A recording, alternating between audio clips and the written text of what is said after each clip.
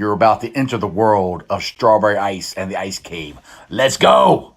You know, the league rule was you're not really supposed to take him out of that conversation. And that he started from absolute scratch. I would draft Aziz Ojulari or any. Nobody's doing 7-step drops playing tackle for him. So right. It's 22 years old. Devonta Smith, same thing. You just can't. You can't do that. You can't do that. I thought that 2010 that should be in the Hall of Fame, and they put him in after he is gone. So that's why to fill the stadium. I remember you guys saying that. It's crazy. I see that he's taken the non. But overall, that line wasn't better. No, they still. He's talking to the refs and saying, "Hey, I'm not going to get those calls." He's coming. He's coming, and he'll be in section 158 with me. So these guys have learned basically since they've been in the major leagues.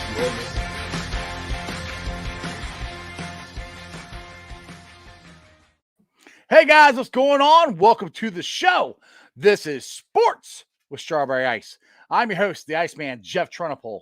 And as always, I'm bringing you sports from a West Side point of view right here in the great city of Cincinnati, Ohio, home of the Cincinnati Bengals. Now, do me a favor. If you found the show, hit that like and subscribe button. Smash that thumbs up. I'm up to 1,299 subscribers. One away from 300. So it could be you. If you're watching on Facebook or Twitter or anything like that, go to the YouTube channel and hit that subscribe button, hit the bell for notifications. And if you're watching on the YouTube channel and you like to support what I'm doing, you can go ahead and give me a super chat and I'll pop it up as fast as I can and we can discuss your super chat, and I would greatly appreciate the support. Now, this show and every show is brought to you by T Properties. T Properties, quality housing for quality people. Check out their website at www.tpropertiesllc.com for all your rental property management needs and your rental needs. All right, guys, I know the show is a little later today. I apologize for that, but I was at my uncle's funeral today, and traffic would not let me get back home in time. But luckily, my man, Mike Bengal Sands, was able to push back a little bit and be able to join me at 6 o'clock. But let's get to him. He's Bengal Sands. Hey, Mike, what's going on, man? Not much. How are you doing? Good, man. Good. I'm glad you were able to join the show. Now, I messed up the title of where the group you're writing for. I said Cincy Jungle. It is wrong. I found out before we started the show. So please tell everybody who you're writing for and what you got going on here. I write for Sports Illustrated's All Bengals right now. Just did a wide zone article, the scheme that Frank Pollock looks to be bringing here and that he used in 2018. And part 2 of that comes out on Friday. So check it out.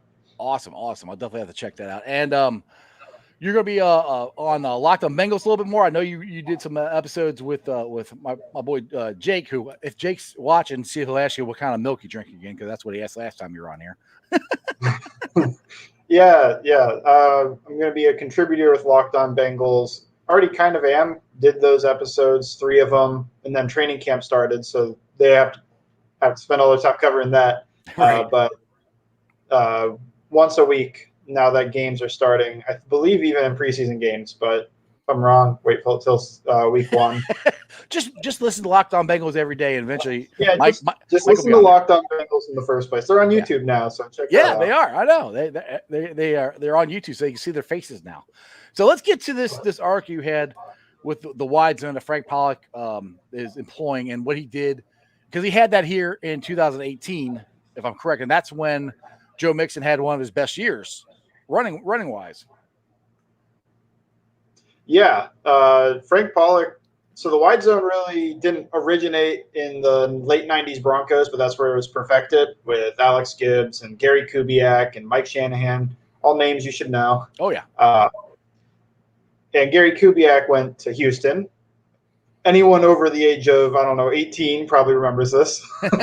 They should. We are reaching the point. Yeah, we are reaching the point that I guess it was a little while ago, but Gary Kubiak went to Houston, brought Alex Gibbs with him. And that's actually where Frank Pollock, one of his early starts was he was their assistant offensive line coach, picked up on the whole wide zone thing, loved it. He also, then he went to Oakland and I don't remember when he went there, but he was the offensive line coach in 2012, and they were running a bunch of wide zone then. So he's used this play ever since he's been an offensive line coach or run game coordinator. Mm-hmm. Seems to be his favorite staple play. And use it in Dallas when he went there, use it in Cincy. I haven't watched too much Jets, but I assume he used it a lot there. Right. So everybody, yeah, really, I'm sorry. Go ahead, Mike. Go ahead. I was just saying, really, just a quick thing is that it's zone running is basically the offensive line working one way in unison, and the wide zone, different from the inside zone, is that they're working wider. So Right. they're trying to move these guys out further out. It doesn't mean that it should hit to the outside like a toss play, but it just means that they're moving those guys further out. Now, I think you have some videos of this on your Twitter page. Is that right? I have videos in the article. Every article I write, there's at least like 5 to 12 videos in them to give a frame of reference to what I'm talking about. Yeah, because I'm actually retweeting to them right now, so I hope I can bring them up on the show here. I think this is what you were referring to. Let me see here if I can bring this up. Oops, where'd it go? Well, helps if I hit the right thing here. Yeah, I guess to fill time, wide zone is what all your favorite running backs are running. Todd Gurley in 2018, wide zone. Derrick Henry, wide zone. Dalvin Cook, wide zone. Nope, where's that? Every running back that you think is like, this guy's one of the best running backs in the league, for the most part, is running the wide zone system. Well, it's not wanting to bring it up on there. I don't know why. But I did have it on there because I know you did just tweet that out, so I was trying to put that on. But we do have some stuff that you tweeted out about T. Higgins and Jamar. Oh, here it is. It did bring it up. Okay, never mind. Let me get to this though. There we go. This is what you're talking about. This is what you tweeted out. Yeah, that's adding in some jet motion to it. But yeah, you can see how that one actually does hit pretty far outside. But you can see how all the offensive line work in the same way. They're trying to move the defense horizontally. They do a pretty good job. There's a ton more. If you just go to my Twitter and then hit the media button, I think my last 10 plus tweets have been about wide zone.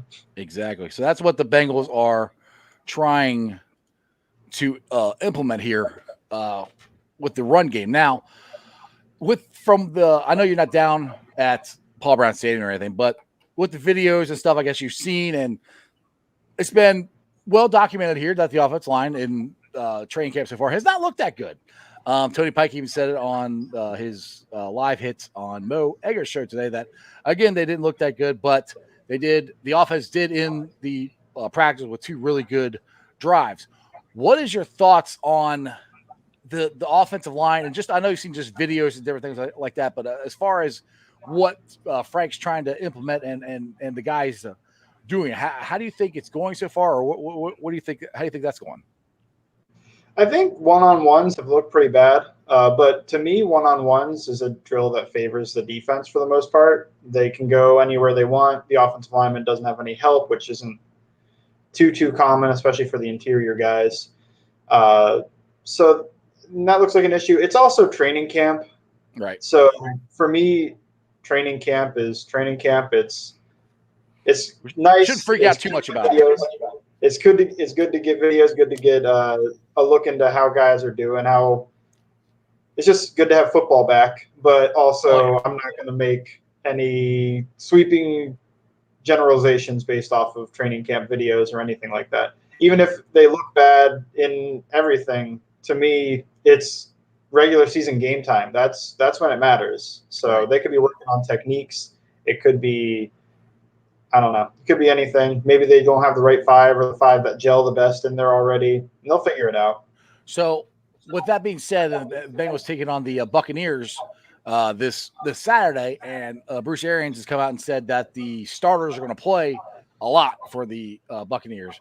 Now he says that, and today's Tuesday. Who knows what exactly is going to happen on Saturday. But I think that if that does happen, I think that's a good thing for the Bengals for both sides of the ball, the offensive line and just the defense in general, to see if what we are seeing the defense do to our own offense is this actually going to happen in a regular game against somebody else, or is it just mean our offensive line is that bad? I think it's going to be a good jumping off point to see where this team is. What's your thoughts on that?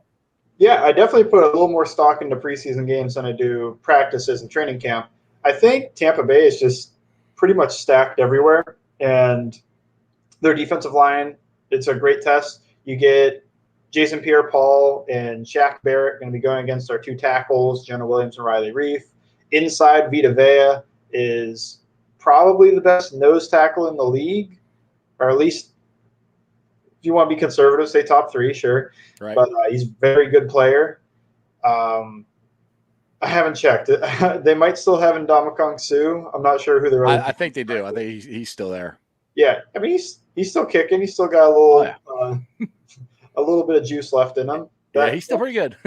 Really nice.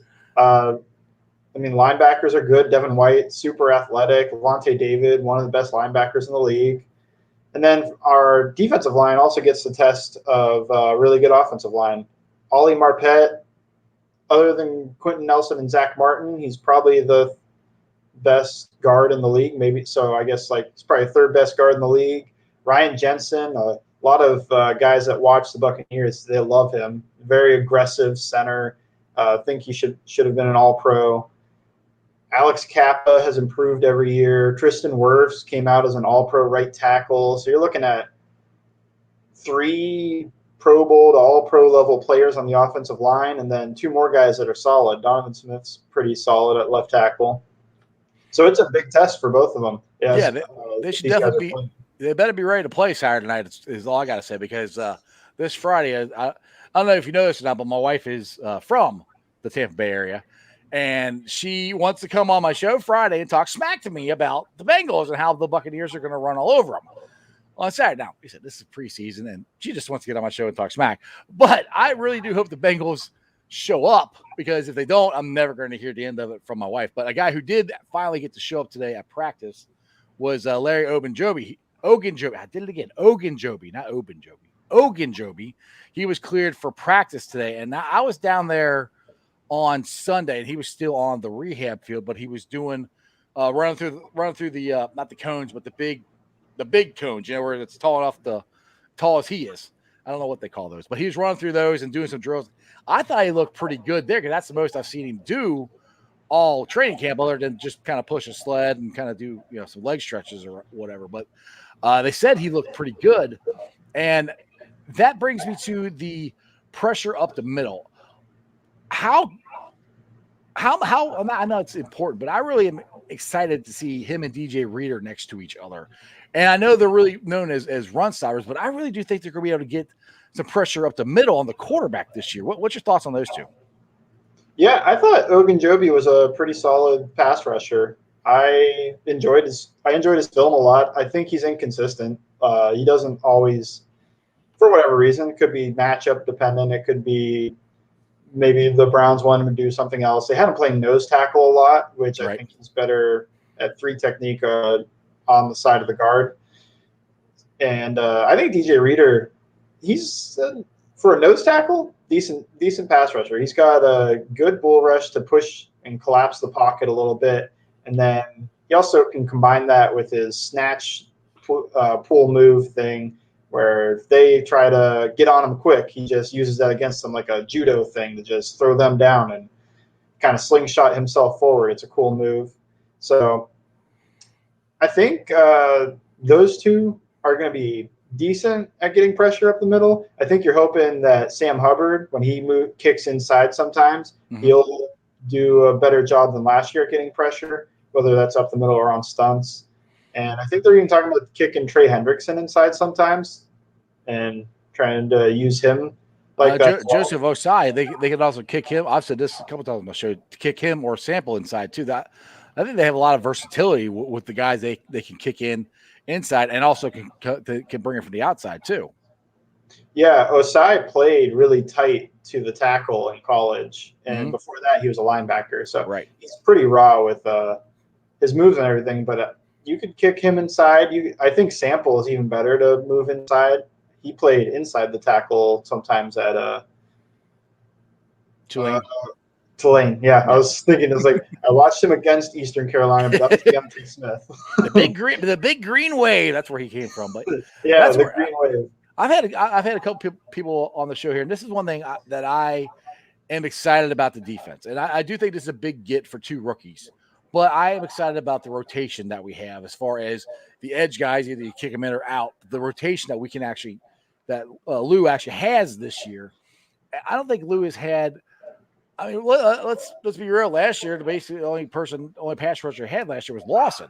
I think he has multiple guys that he could use in different ways that he hasn't had, in the past couple of years. So I'm kind of curious how Lou's going to use these guys and how it's going to affect the defense, along with Hilton coming off the edge. I think there's going to be a lot of different ways we can get pressure on these quarterbacks, I think, this year.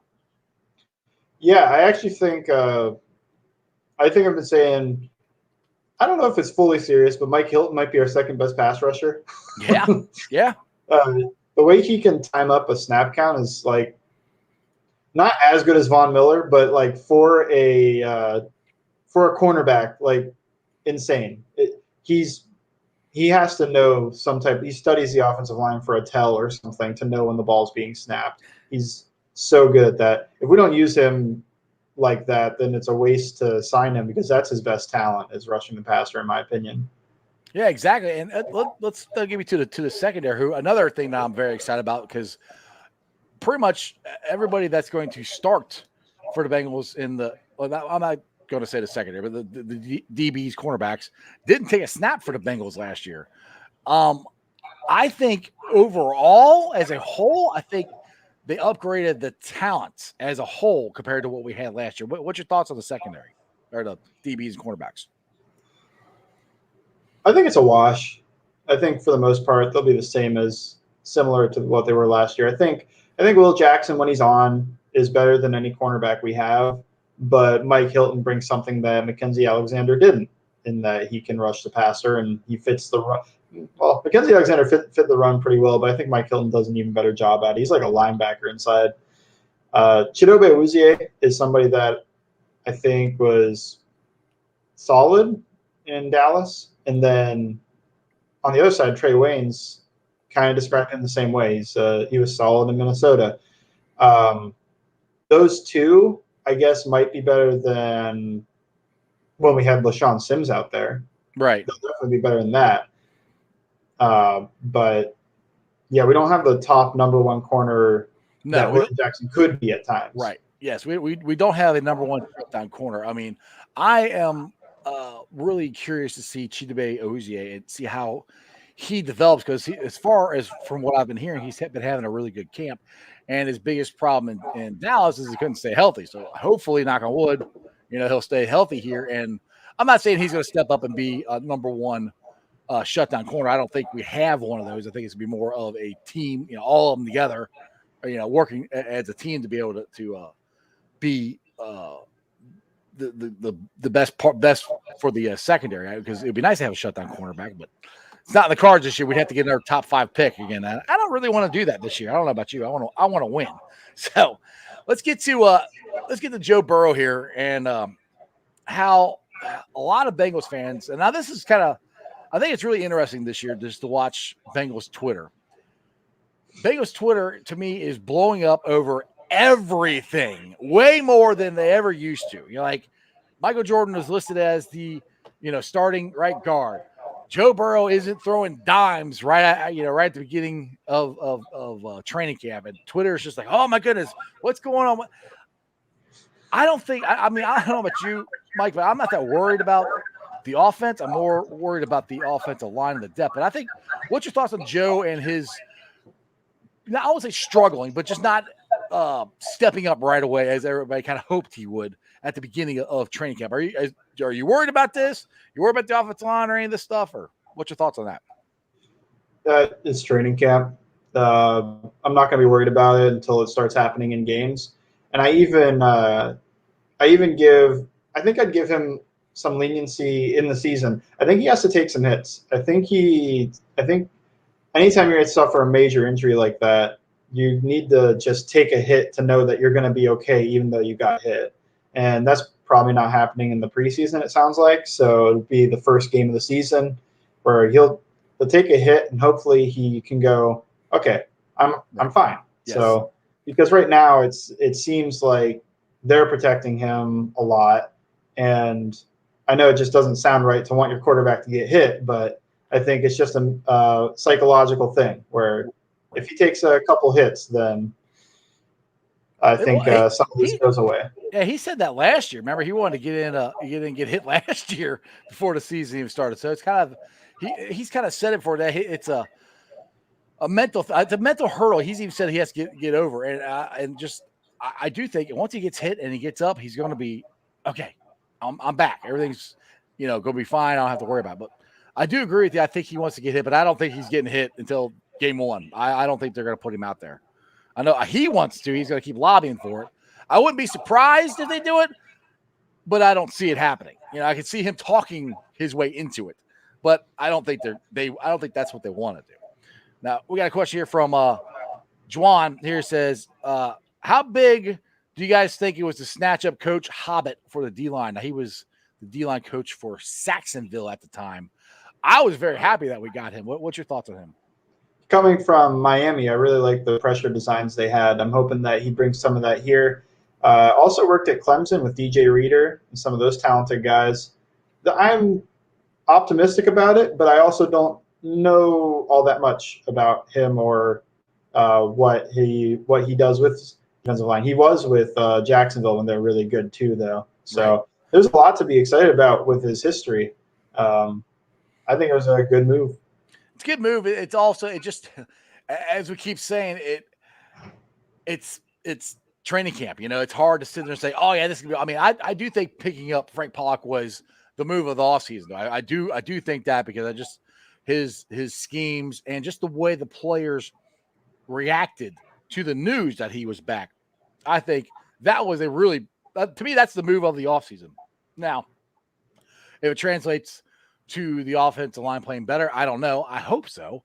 But it is kind of interesting, though, that it came out yesterday. Jackson Carman is not starting, which that wasn't really a huge surprise, but that Xavier Suraphilia is actually above him. And Michael Jordan, who's the one who some people blame for Burrow getting injured, he's the starter, and he's above Suraphilia, and he's above Jackson Carman. How are you surprised? Are you surprised about that, or how do you feel about Michael Jordan?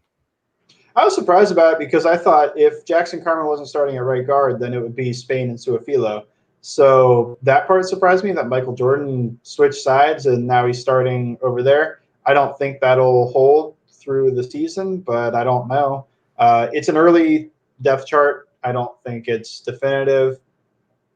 Again, it's training camp. If this is how it is, I don't know, the depth chart Friday before the first game of the year, then I'll have different thoughts about it. But yeah, that depth chart's gonna be a lot different than the one he just released yesterday. That if Michael Jordan's the starting guard, then I think there's gonna be a lot of Houday Nation going, what?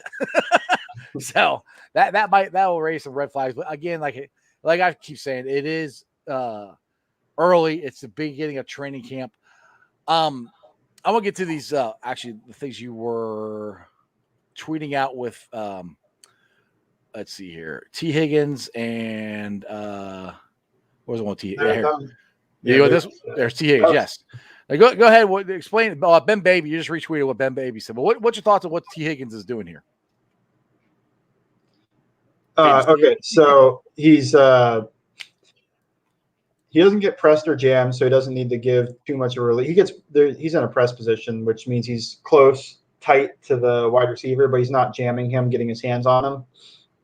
And T's going to sell this vertical. How he does that is he does that little stop hesitation. A lot of times when not just T, but a lot of wide receivers will give that little bit of a little stall in the middle of their route before they go deep on like a go route, a fly, whatever you want to call it. Right. So he really sells that, and then he gets Chidobe Awuzie to commit to his vertical, which every wide receiver should be doing. And then he really breaks that in quick. It's like one step. He sinks his hips down, and I mean, his knees are like bent almost to the ground. It's a really nice route. I know it's 3 seconds for a 5-yard in, but there's a lot there to break down. I mean, I'm always, to me, if I tried to do something like that, I'd rip my knee in half, But I mean, that's what great athletes these guys are. But there's a lot there just to do that move. But you see, he gets open. He beats Chibe to the inside, but that's what you have to do. You have to make every route look the same until it's not. And I think this is a great job of doing that. Where T has progressed. Yeah, it's a common saying with wide receivers and wide receiver coaches is that every route's a vertical until it's not. Right. Everything you're selling as a vertical because you want the defensive back to commit that way. Exactly. And another thing that became surprising to me in Cam, this is another reason why I think our secondary is better between, the DBs and stuff, is there hasn't been a lot of space for Joe to throw the ball. I mean, he had Chibe gets beat, but not, I mean, he's still right there. So, I mean, it's still, he's not beat for a touchdown or anything like that. He did get beat on the inside, but I think that's a good sign just for the DBs too, and where they're progressing at. Yeah. On this play, I think you want Chidobe he does an okay job recovering, but I think you want him a little bit tighter, not to let him get inside of you like that from where he is. But I think for the most part, Chidobe's looked pretty good in camp, although you're going to pull up the other video of Jamar Chase speeding him as well. Yeah, I'll bring that up too here. Yeah, there's Chase beating him too. So the Chase one I liked a lot as well. So Chidobe does give him a jam. I don't think he gives a great jam. I never really liked Chidobe in press jam situations. I think he's more of an off either catch or just reacting off coverage type. But it really wasn't even a jam. It was more a swing and a miss. Yeah, that's what I was going to say is that he didn't really give a good jam. And Chase actually does a better job than I saw in college on his release here. He keeps his hands up. A lot of times he had his hands at his side in college, which really let a cornerback, if they got him, stick him in the chest, which you never want. So he gets his hands up right there, does a little swipe. And then the interesting thing about his route here is that at the top of the route, he's going to give this rocker step, which Justin Jefferson uses all the time, and Adam Thielen uses. Some other wide receivers use it. That little step outside before he cuts, or a little step inside, I guess, before he cuts outside. Mm-hmm. And that got Chidobe as well with the missed jam attempt. He bit a little bit on that rocker step. But it's nice to see the wide receivers actually getting separation and getting, because I thought we keep hearing in camp is they're not getting separation. They're not getting open enough. But here are two examples of it. It looks like they're making progress. And the thing with Chase too, everybody has to always remember he didn't play last year. So you can do all the training and everything you want. It doesn't mean the same as game day. It's different. So he's got a whole year of football where he didn't play. So he's kind of got to get back into the groove of things. And it looks like he's starting to here. Yeah, this is better than most of the stuff I saw him do in college with this type of route. So that's exciting. I hope he knocks the rust off of all these drops as well. I thought he had really nice hands in college. Really, you want these guys to progress more than they have in training camp, but it's training camp. I've been saying it the whole time is that I'm not going to overreact to something good, which in that I said, like, it's nice he has his hands up on his release. Make sure he does that in game. I want to see it there before I say, oh, Chase fixed his release and he's a fantastic route runner now. Where it's like, I want to see it a few times in game before that. I'm not into the quick reactions and hot takes of that we've been going through, where not only Bengals fans, but it feels like a lot of these things just keep going viral, where it's like Joe Burrow is having a bad day, and that there's national media guys talking about it. Chase isn't getting separation, and you have national media guys running victory laps already about he wasn't the best wide receiver. I knew it. Yeah, the hot take world drives me nuts. That's why I blame Skip Bayless. I'm not a big Skip Bayless fan. I don't watch him. I can't stand him, to be honest, because that guy just, I think, says the weirdest stuff and then tries to find facts to back up what he's saying. But getting back to the hot take thing, I don't like it either, because it's you're looking at one thing and going, oh, that's it. Okay, see right there. That's why he can't do it. Then that's not the whole process of what they have to go through before the season starts. So I'm with you on that. I get tired of the hot take. I get tired of this. And to me, the national media is always, for some reason, trying to put the Bengals down, especially since we drafted Jamar Chase and we didn't draft Penei Sewell and everything. And it just drives, and I've said this before on my show, it drives me nuts because the Squealers, they drafted a running back. Yes, their offensive line is worse than the Bengals. They needed an offensive lineman worse than we did. And they didn't draft one, and they're like, oh, well, their running game is fixed now. They got a running back. Okay, well, is their offensive line any better? I mean, if he doesn't have anywhere to go with the ball, so it just the narrative for the national media and the hot takes when it comes to the Bengals. To me, it's just every chance they get to do something and put the Bengals down, they do. I don't know why, but that's the way it feels like. Yeah, I thought the Najee Harris pick, I mean, I wouldn't have done that, but I thought the worst one was taking Pat Freiermuth in the second round, a tight end, over taking offensive line. They got one in the third round, but I don't know. They lost. Najee Harris is an elite. He's the first running back taken. Maybe you think he's some game changer running back. Sure. I don't think they thought Freiermuth was a game-changing tight end. Maybe they did, but I watched him, and I didn't come away with that thought process either. I thought they could have used a Wyatt Davis or somebody there.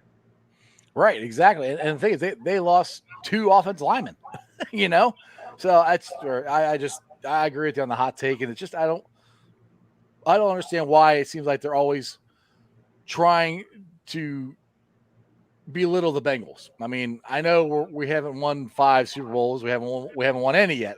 But I just don't get that why it's always every time the Bengals do something, it's now we got it. Now we can say something about it. Anyway. Well, it's about still after 6:30. Sands, I know you are waiting to order your dinner, so you came on later than I asked you to, or I asked you to move it back. I appreciate you coming on. Tell everybody where they can follow you, and you're at All Bengals. Not Cincy Jungle, but Cincy Jungle is getting a plug anyway because I keep saying your name. But just tell them where they can follow you and all that stuff. Again, real quick. Yeah, mostly just follow my Twitter at Bengals_Sands, like the thing says. I promote pretty much everything that I do on there. But if you don't have a Twitter, All Bengals on Sports Illustrated. I release an article every Friday, and then on Locked On Bengals, and then. Also, hasn't happened in a while, but sometimes Unofficial Bengal Podcast has me as well. So there's 3 places you can find me that aren't on Twitter. And Strawberry Ice. I mean, come on, Sands. Sheesh. Yeah, well, that only the second time. We get more of these. Then I'll promote you on your own show. There you go. All right, Mike. Well, I appreciate it. We would definitely have to do this again. Maybe sometime when the season starts, I'll get you back up here and we can kind of re-hit what we just talked about, all the stuff before preseason, season starts. Now, then we can talk about we actually have some real film to look at. But I appreciate you. Appreciate you coming on the show, man. Yeah, thank you for having me. No problem. See ya. Who day? All right, guys. I hope you guys enjoyed that. And yes, Crown. Rip Bobby Bowden. Yes, he the great Florida State coach passed away this weekend. So that was very sad. I know Crown, is a big Florida State fan, so I know he's probably very upset with that. But today, this is according to Dalton Signatures. Let me see here. Do I have a permission to put it up yet? Okay, yes, I do. He said yes. Okay.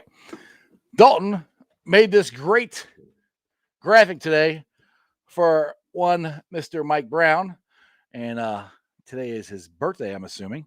I don't know how old he is, but this is another great graphic by Dalton. He does a fantastic job with all these different graphics he puts together. I put it up on Twitter so you guys can check it out there, but I'll definitely go out and check out Dalton Signatures on Twitter. He does an awesome job. And let's see here. Oh, we never did get to this. Dang on, I wanted to get to this with Sands, and I forgot. But Jesse Bates, according to Jeremy Fowler, the Bengals and safety Jesse Bates are not expected to reach a contract extension at this time, per sources. Not progressing towards a deal. Bates is a 2022 free agent and is a major player coming off of 3 interceptions and 15 pass breaks a year ago. That is not what I wanted to hear. I'm really surprised at that. Now, who knows? He could turn around and Bates could sign later on this week. I don't know. But that's what's coming out of camp right now. He's one of the best safeties in the league, arguably top 5. I'm not sure what the issue is, but hopefully the Bengals will get him signed and in the fold, because there's one thing Sam said, but we were talking about this before the show started. I meant to bring it up when he was on, that you can kind of understand them maybe letting Jesse Bates go if the window is closing on the Bengals right now. But right now the window is opening, meaning our window of opportunity to win the Super Bowl. Jesse Bates is somebody that you need to lock up for multiple years. And that's another reason why I thought we didn't, we had this money left over under the salary cap, was to sign Jesse Bates, which I'm not saying they're not going to. I'm not saying it's over or anything like that. But according to, not Paul Dana Jr., wrong one, Jerry Fowler, they're not the contract. They're not supposed to be talking or reach a extension. Now, he didn't say they broke them off. They just said they're not expected to reach a contract extension at this time. If I can talk, contract extension. Again, does not mean that they've broken off talks or anything like that, but not the news that most Bengals fans want to hear. But I do have some good news from Paul Dana Jr. I put this up earlier. As we know, Larry Ogunjobi was out there today, and he had more than one explosive rep up the middle. So he looked pretty good. He looked pretty good on the sidelines when I saw him on Sunday. And then the leg cannon, Evan McPherson, had another great day. He hit from 53, 42, 45, 53, and 50. But he was wide left from 54. I will take that. I will take that all day long.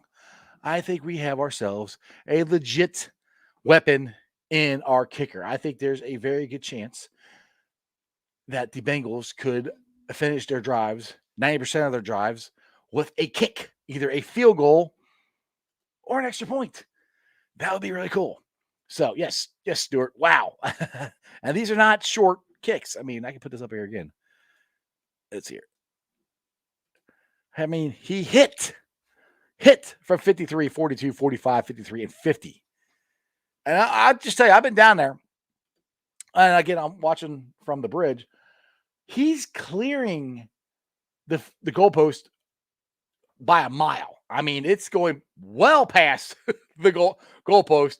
And like Saturday or Sunday we were there, he kicked one, and I think he almost kicked it into the street. That's how far he kicked it. So I think the kicking competition is over. I don't think there ever really was a kicking competition. I think Sherbert is there just to give Evan a break. So he's not kicking the entire time. But I do think Evan is definitely going to be our kicker. And hopefully Evan will be joining my show here sometime soon, because I have been working on getting him to come on. I talked to him Sunday when I was down there, and he said that he would work it out to come on. So hopefully Evan McPherson will come on my show sometime. That would be awesome, because that would be the first Bengal, but first current Bengal that I would have on my team. All right, Stuart, what do you got here? I think he's our kicker. Yep. We paid a price for him. Those kicks go to the clouds. Some good videos out there. Yeah. I got a couple of them on some of my videos that I've taken from Evan. But yes, you can find them on Twitter. You can watch my videos on my channel here. But yeah, Stuart, it's an easy swing. And I know I think we're talking, people are like, you're talking way too much about a kicker. We haven't had a kicker like this probably since Jim Breach. And I don't even know if Jim Breach could kick him from 54 or 56. Evan can. So he could be eventually when he's done, could be the best kicker the Bengals have ever had. I don't know, but he looks pretty darn good from what I have seen. So it's very fun, very cool weapon that we have. I mean, how many times has the Ratbirds brought their kicker out there and beat us? You know, I mean, he's almost automatic. And that's where I think Evan is going to be for us. But we'll see. Now let's get to the Facebook groups that let me live stream, and I appreciate every single one of you. They're Houday Nation, Bengals Nation, Bengals Houday Nation, Cincinnati Bengals The Jungle, Cincinnati Reds riding third, heading for home, Bearcat Country, the Ohio State Bucknuts, the Ice Bar, and then you follow me on all my social media platforms, all under Sports with Strawberry Ice. I'm on Facebook, Instagram, Twitter, TikTok. The Twitter handle is at Jeff A. Trennepohl. It's TRENNEPOHL. You can follow me also on TikTok. Like I said, it's at Iceman90. If you just look up Sports with Strawberry Ice, you should be able to find me. I'll be pulling off the sound later on tonight, putting up on the podcast. Podcast, like I said, has been blowing up. I appreciate you guys watching the show, listening to the podcast, but you can find the podcast on Apple iTunes, Spotify, BeanPod, pretty much wherever you get your podcast. I am there. Make sure you rate, like, and review. Give me a comment if you like what I'm doing. Tell me what you like about the show. Give me if you got any suggestions. Let me know there too. Same thing with the YouTube channel. I'm at 1,299 subscribers, one away from 300. That would be awesome to get 1,300. Hopefully tomorrow I'll be able to say 1,300. Again, you guys can leave your comments there on the show. Anything that I have going on, any suggestions you like me maybe to try and cover or try and do, give me a shout out in the comments below. And let's see here, Chris. So you got to get your comment. You just had a comment here. Let's get your comment up here real quick. Let's see here. Evan and I share a birthday. Oh, that's cool.